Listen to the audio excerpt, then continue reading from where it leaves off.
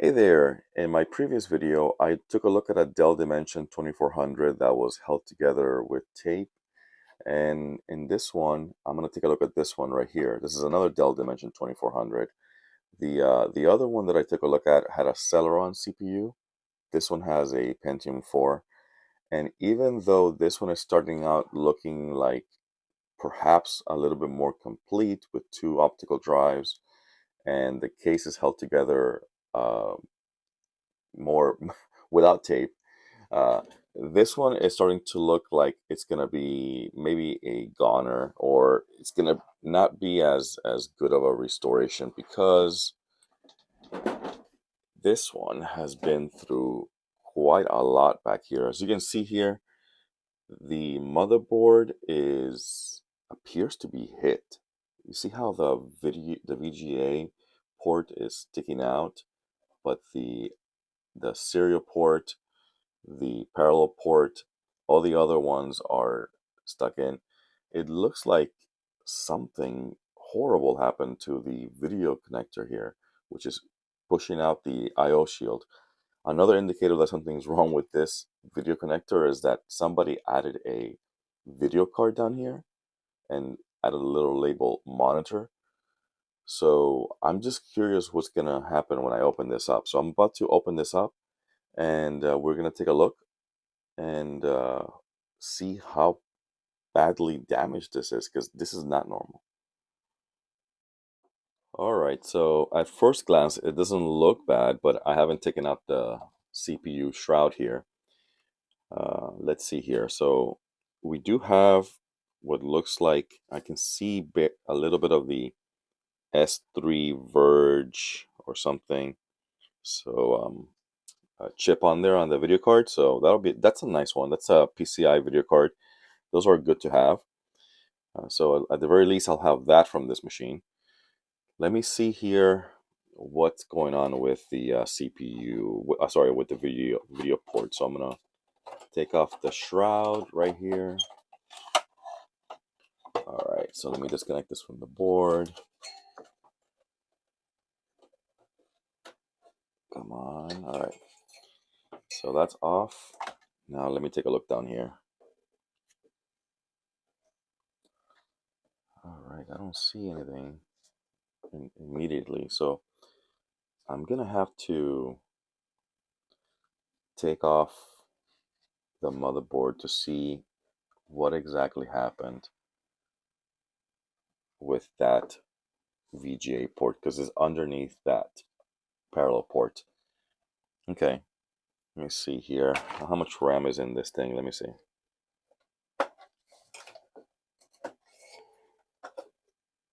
It has 256 megabytes, probably what was originally in this machine when it was brand new. So I'm gonna put that back in there. Excuse me.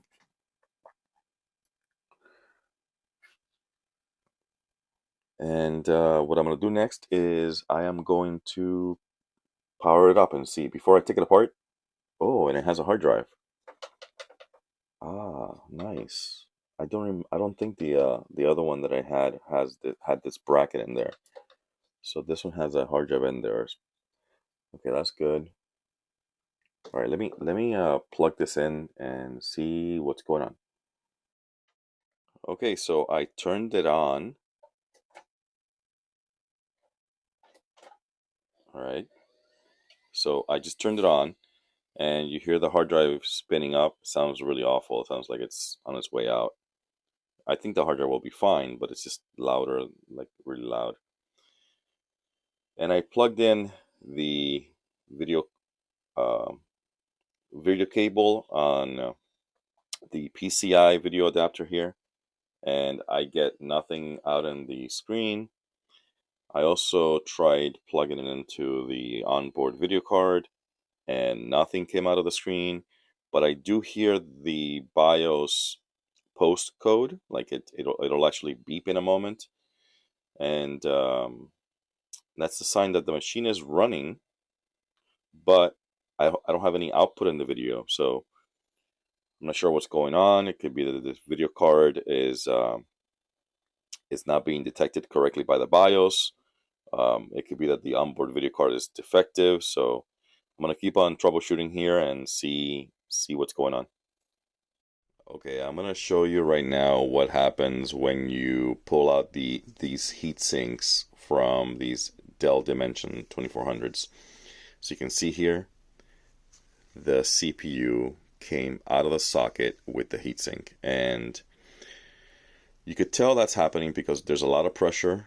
It's getting pulled out of there, and luckily I don't think I broke any pins or bent any pins, but it's too early to tell. I have to now somehow remove this chip from here carefully with a screwdriver by sliding it horizontally, not sticking a screwdriver and just like ripping it off the thing, because it's that you could actually destroy the chip.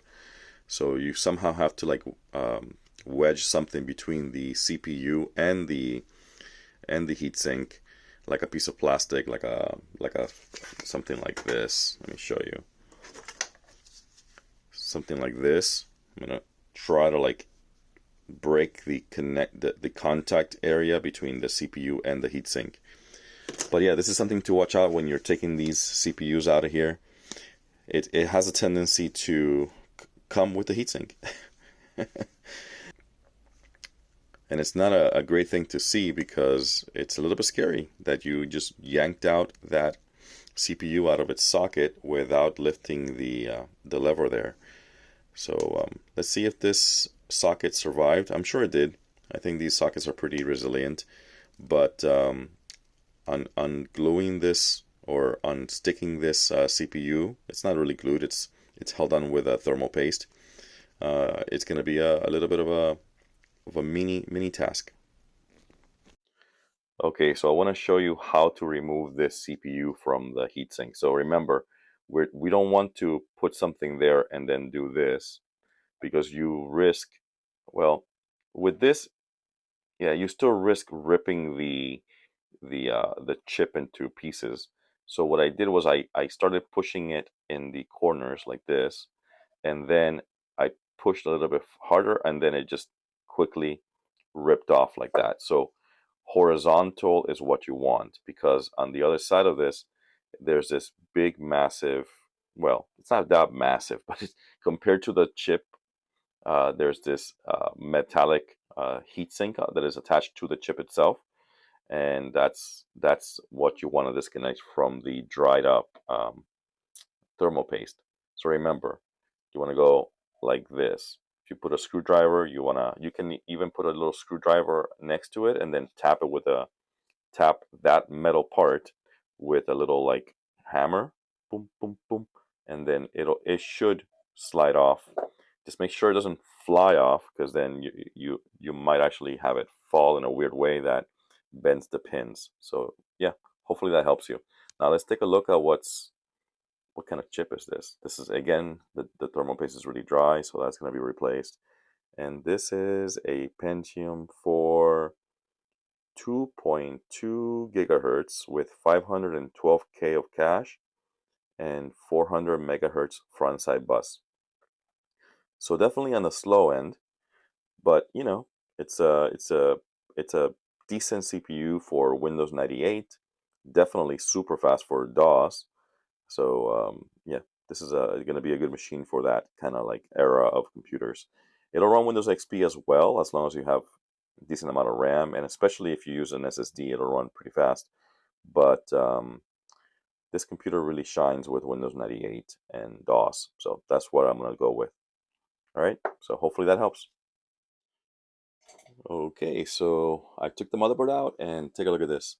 You see how that connector is sticking out like that? Well, it's barely holding on. So if I take this out,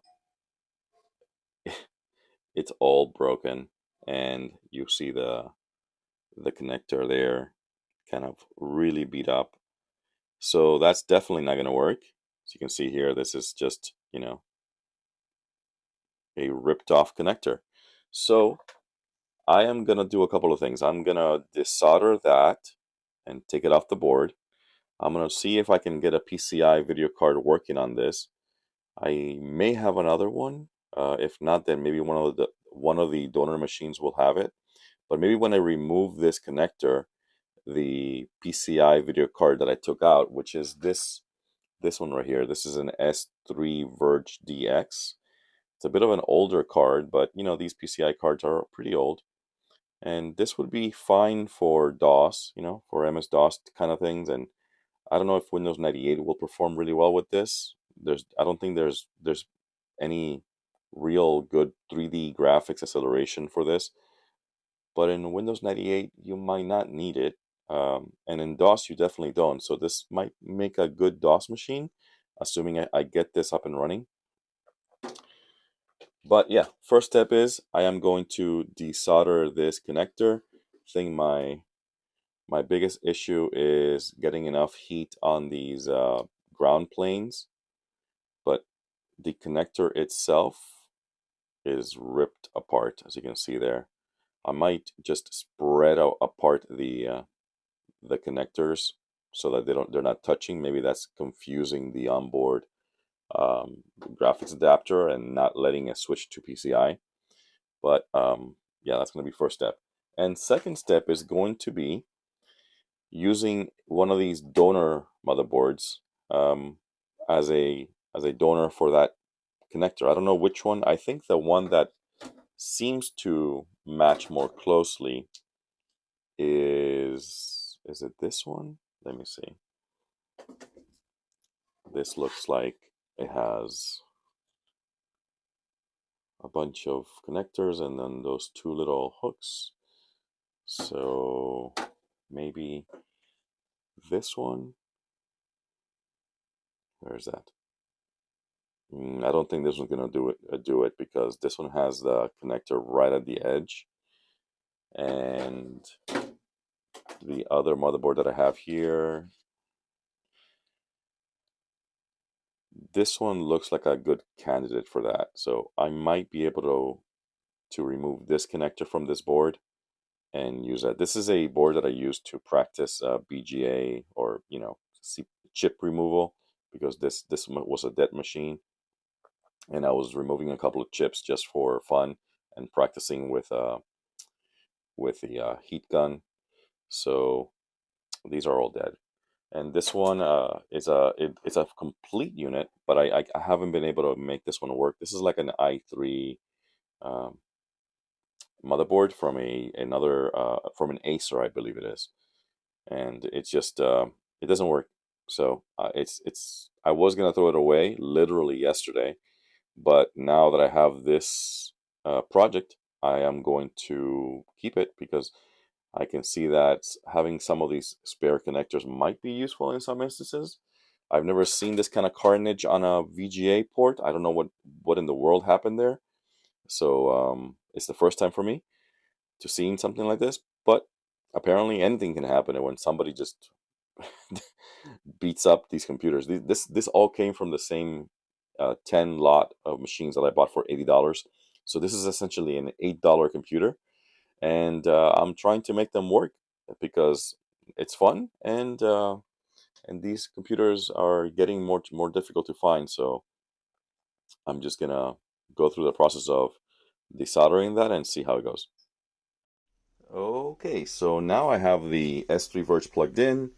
I have the CPU back in the socket, and I just have the heatsink kind of sitting on top of it. It's not, if just running the computer for like a couple of minutes without the heatsink having pressure on the CPU is going to be okay. This is the 256 megabyte module, and the biggest change that I made right now is that I went in here and I split apart all those pins so that they wouldn't be touching each other. So I used a dental pick tool that I have. This right here. Wait, let me see if I can zoom out here. So I use this tool right here to kind of split apart the pins. So you can see it looks like a flower now. It's kind of a mess in there. It's kind of scary to see. But the good news is that if I turn it on, so you can see here, I have the LED is on, and I have output. So the motherboard works and the video card works. So now all I gotta do is remove that connector, and I might not even have to solder in a new one. It'd be nice, but I think that it's unnecessary. So as you can see here, it says Dell Dimension 2400 series, and it cannot find anything, of course, because I have everything unplugged. But that's good. That means that this computer is going to work. I did have the orange blinking light for a bit, so I'm still unsure about this power supply. But I'm going to assume that it's working and that perhaps I did something wrong, because the orange light did come up when I first powered it on. And if you don't know, the blinking orange light on these Dells usually is a power supply issue, and or something more horrible happening in the power circuitry here. But right now it's working, so I'm going to turn it off, and I am going to see if I can remove that connector. All right, in order to get this connector out, what I'm going to do is I am going to add some flux on it, and then I'm going to use my soldering iron right here, which I'm going to turn on, to heat up all these connections right here with some solder. And then I'm going to use my heat gun here to heat it up, so that hopefully I can just let it drop down cleanly without having to do each individual pin, because you can't really do each individual pin right here. So let me do that and see how it goes.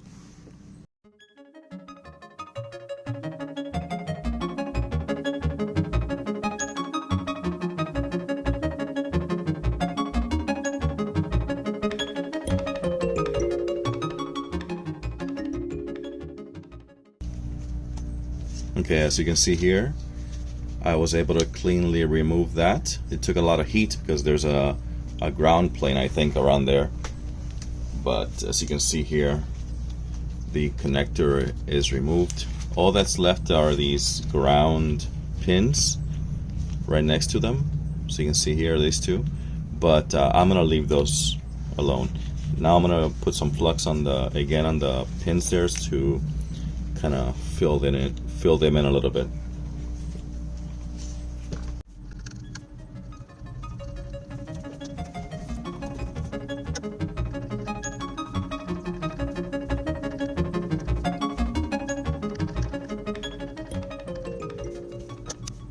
I was having some intermittent problems with the computer showing output on the screen, so what I ended up doing was I used deoxit on the slots.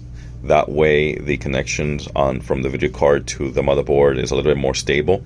I also took some deoxit and put it in the memory slots right here, just so that those are also lubricated and clean. And right now when I turn it on, it always displays the output. One thing that I did discover was that when this plug is plugged in, the computer will say that this is a Dimension 2400, and if this is not plugged in, it'll say that it's an Optiplex 160L. So what I'm assuming is happening is that this little jumper right here that is on this header connector is being used by the BIOS somehow to tell it that it's in an Optiplex 160L or a Dell Dimension 2400. So they use the same motherboard on both machines, and this little jumper right here is what they're using as an indicator so that it knows what computer case it's in, so that the BIOS shows the right string. That's kind of an interesting little hack that some engineer did somewhere. If you don't know, the Optiplexes are the business line of machines, which they charge more for, and the Dimension is the consumer line of machines.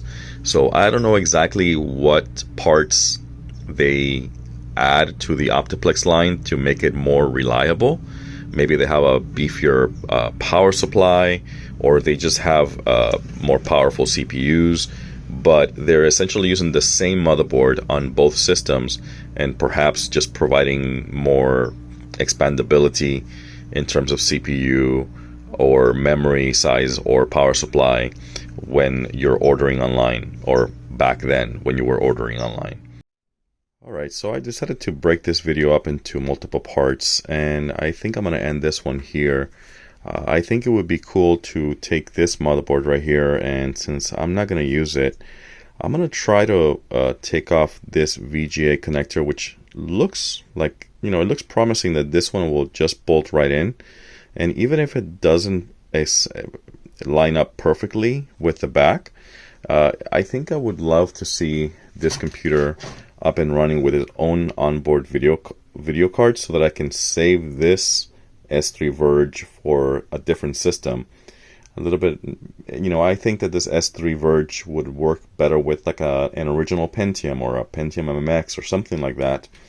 Whereas this Pentium 4 with that onboard video card is going to be much faster with that 3D DirectX Intel chip than this S3 Verge. So let me see if I can do it in another video. I'm gonna try to, like I said, replace that VGA port with a donor and see how far we get. And then we'll also paint the case, because the case needs a little bit of love there. And for that, I am going to be using some self-etching primer and some black paint. And I think I'm going to go full black. I was looking at some videos of how to paint computer cases so that they come out really, really nice. And it sounds like the self-etching primer is going to be it. So yeah, if you like this kind of content, please subscribe. I'm trying to grow the channel and kind of keep on doing this as a hobby. And I would love to hear your thoughts, and your support really means a lot to me. It's it keeps me kind of entertained and connected to the community, and I only do this for fun right now. So hearing from you in the comments would really be great, and will help the channel grow. So yeah, let me know what you think. Till next time.